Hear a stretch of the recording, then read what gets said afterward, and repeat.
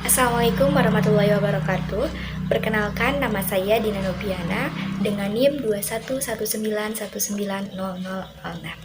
Saya dari kelas 3A Program Studi Pendidikan Biologi Universitas Galuh.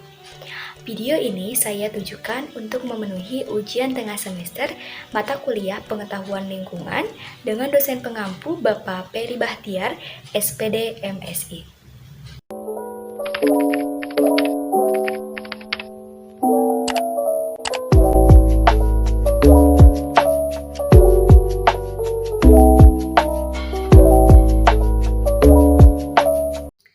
Lingkungan dapat menopang kehidupan manusia dan makhluk hidup yang lainnya.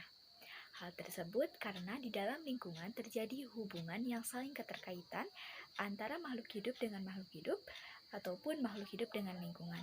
Hal tersebut dilakukan dalam proses pemenuhan segala kebutuhan dari makhluk hidup tersebut. Kemudian, dari hal tersebut dapat mempengaruhi bagaimana keseimbangan dari lingkungan. Ketika terjadi aktivitas di dalam lingkungan, maka lingkungan akan merasakan aktivitas tersebut atau merasa adanya gangguan maupun tekanan dari aktivitas yang dilakukan di dalam lingkungan tersebut. Sehingga keseimbangan dari lingkungan dapat terpengaruhi oleh aktivitas-aktivitas yang dilakukan oleh makhluk hidup di dalam lingkungan.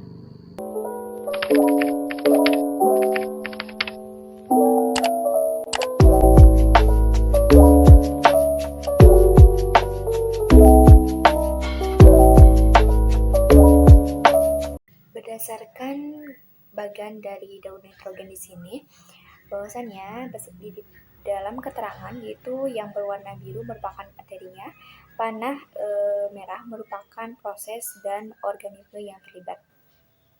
Kemudian pada daun nitrogen ini terdiri dari adanya fiksasi industri, kemudian simbiosis alga biru dan bakteri misalnya yaitu Rhizobium.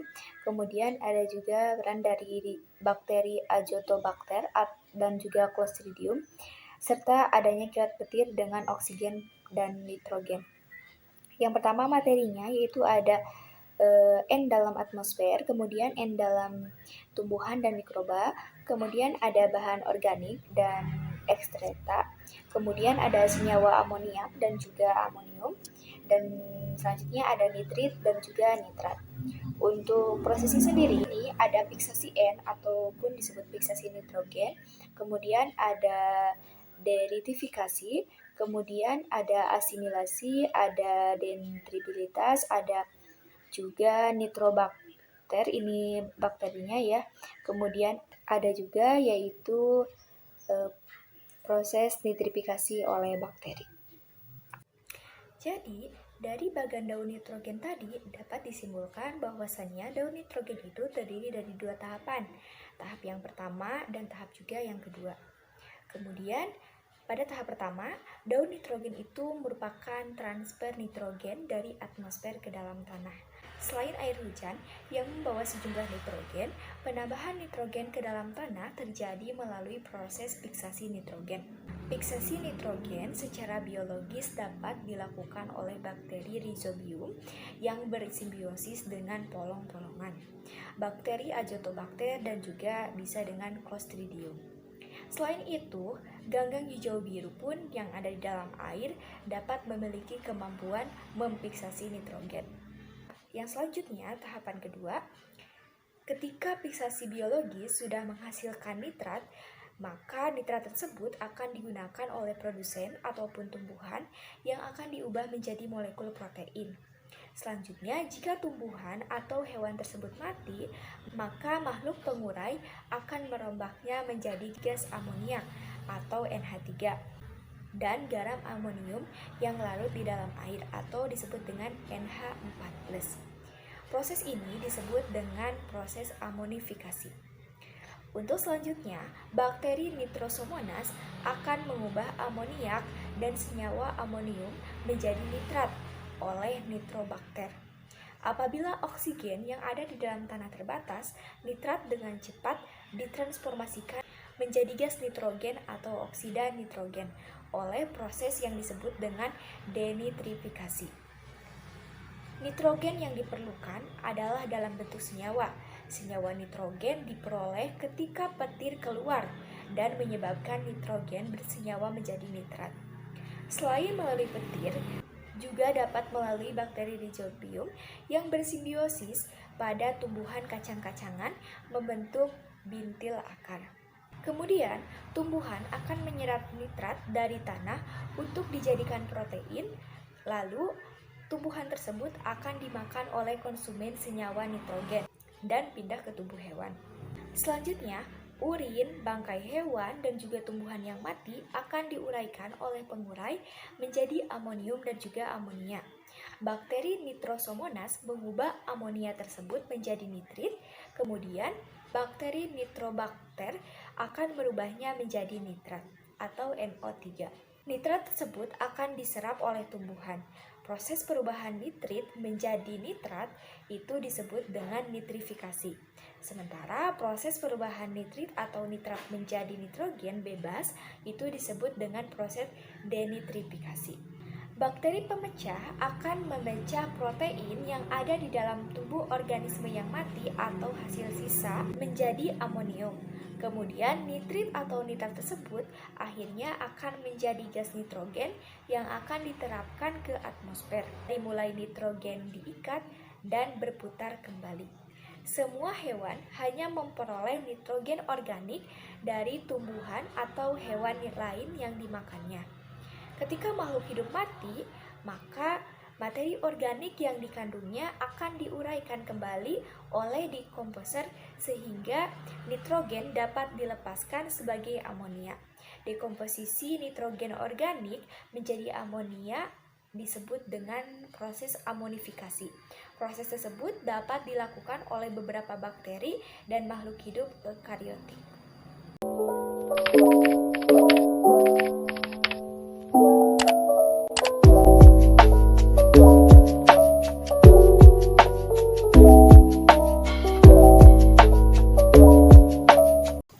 Gambar tersebut merupakan gambar dari piramida energi, di mana piramida energi itu merupakan gambaran bagaimana energi mengalir dalam sebuah ekosistem, dari tingkat tropik 1 menuju tingkat tropik yang lainnya.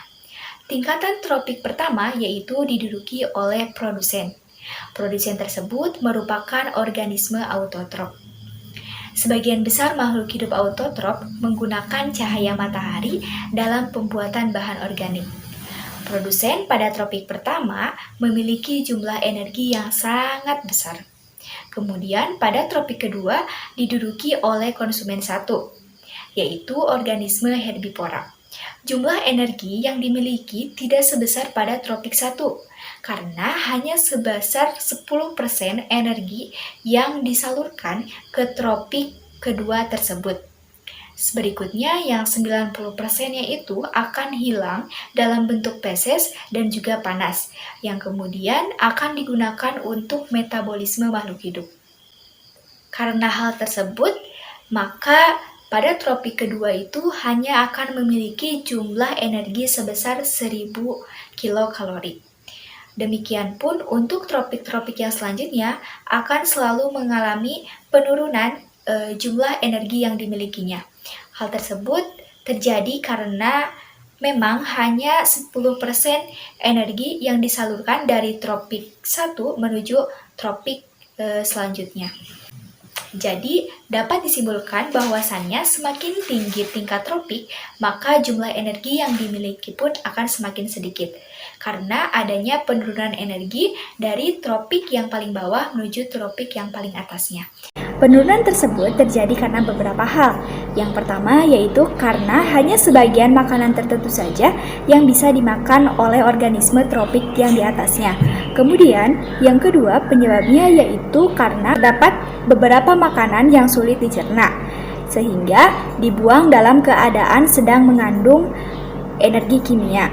Kemudian yang ketiga, karena hanya sebagian energi kimia dalam bahan makanan yang bisa disimpan dalam sel dan sebagian berlainannya untuk memainkan cara hidup.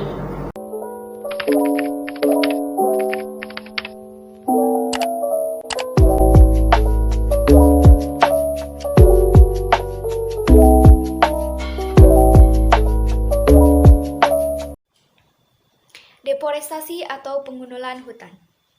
Deforestasi merupakan kegiatan pengundulan hutan atau tegakan pohon sehingga lahannya akan dialihgunakan untuk kegiatan non-hutan seperti peternakan, pertanian, perikanan, ataupun perumahan. Secara ringkasnya, deforestasi merupakan peristiwa kehilangan hutan akibat adanya proses penggundulan atau penebangan pohon secara liar. Kemudian, penyebab deforestasi ini ada beberapa hal. Pertama yaitu karena adanya desakan konversi lahan. Konversi lahan ini bertujuan untuk pengadaan lahan pertanian, lahan permukiman, lahan infrastruktur, dan juga lahan industri yang lainnya. Kemudian, yang kedua yaitu kepentingan pembukaan wilayah lahan untuk pertanian, perkebunan, permukiman, bahkan untuk pertambangan, tanpa memikirkan bagaimana proses reboisasinya atau penanaman kembali pohon-pohon tersebut. Berdasarkan catatan WWF, faktor utama yang menyebabkan deforestasi yaitu konversi lahan, kebakaran hutan, illegal logging, dan juga penggunaan kayu bakar. Kemudian, dampak dari adanya deforestasi ini banyak sekali dampak yang dapat dirasakan oleh kehidupan masyarakat atau kehidupan manusia. Yang pertama yaitu hilangnya keanekaragaman hayati. Hutan itu memiliki 80% keanekaragaman hayati. Sehingga ketika hutan itu hilang, maka keanekaragaman hayati yang 80% itu bisa terancam hilang juga. Kemudian yang kedua, erosi. Tanah yang tidak tertutup oleh vegetasi hutan akan lebih mudah mengalami pengikisan, sehingga dapat mengakibatkan adanya banjir, bahkan adanya longsor. Kemudian yang ketiga, yaitu siklus air terganggu. Hutan yang hilang akan mengakibatkan berkurangnya penguapan air tanah oleh pohon. Kondisi ini berakibat pada iklim dan cuaca yang semakin lebih kering. Hal tersebut terjadi karena curah hujan yang semakin berkurang. Kemudian, yang keempat yaitu hilangnya mata pencaharian masyarakat. Hampir jutaan masyarakat di dunia ini menggunakan hutan sebagai tempat mencari mata pencaharian, seperti untuk bertani, berburu liar, dan sebagainya. Sehingga ketika hutan tersebut hilang, maka akan banyak sekali masyarakat yang kehilangan mata pencahariannya. Selanjutnya, penanggulangan dari deforestasi ini. Ada beberapa penanggulangan yang dapat kita laksanakan untuk menanggulangi adanya deforestasi ini. Yang pertama yaitu pemulihan lahan terdegradasi. Hasil analisis WRI menetapkan bahwa terdapat peluang besar untuk memindahkan pengembangan agrobisnis dari lahan yang satu menuju ke lahan yang telah terdegradasi, yang telah terbuka, yang telah memiliki keanekaragaman hayati, serta memiliki kandungan karbon dioksida yang cukup rendah. Kemudian, yang kedua, penanggulangannya dengan cara pengawasan hutan. Produsen pengguna hasil hutan memanfaatkan teknologi terkini untuk mengawasi hutan, yaitu dengan adanya teknologi satelit. Melalui teknologi ini, siapapun atau dimanapun dan kapanpun dapat mengetahui di mana dan kapan adanya pengurangan wilayah atau perubahan wilayah hutan melalui internet.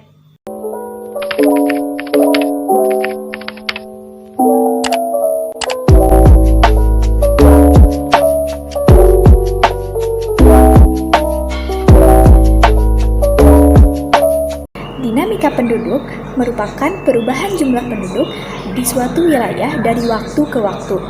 Faktor yang mempengaruhi dinamika penduduk yang pertama yaitu faktor kematian atau mortalitas, yang kedua yaitu natalis atau faktor kelahiran, yang ketiga yaitu perkembangan penduduk, dan yang keempat yaitu migrasi atau persebaran penduduk.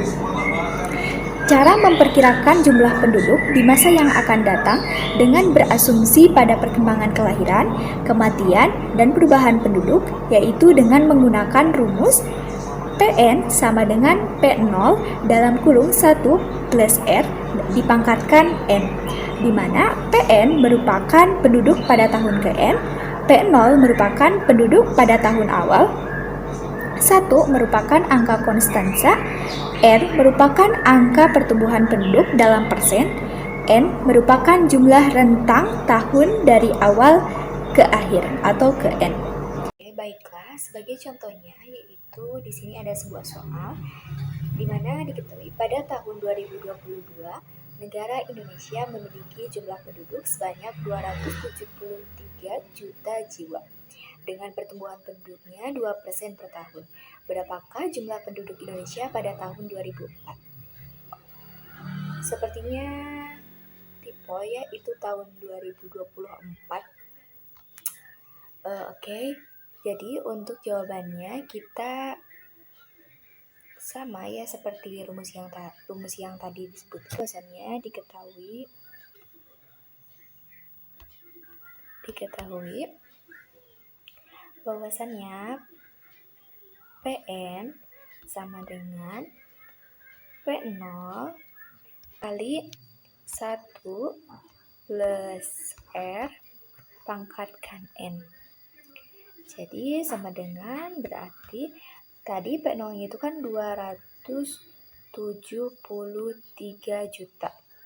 Kemudian dalam kurung 1 angka konstanta tambah R-nya itu kan tadi 2% ya. Berarti 0,02.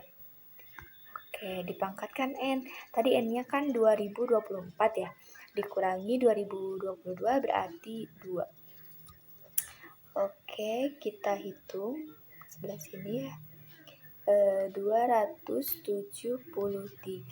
juta kali 1 tambah 0,02 yaitu 1,02. Nah, ini dipangkatkan 2. Dan hasilnya itu sama dengan 273 juta kali 1,02 dipangkatkan 2, maka hasilnya yaitu 1,0404.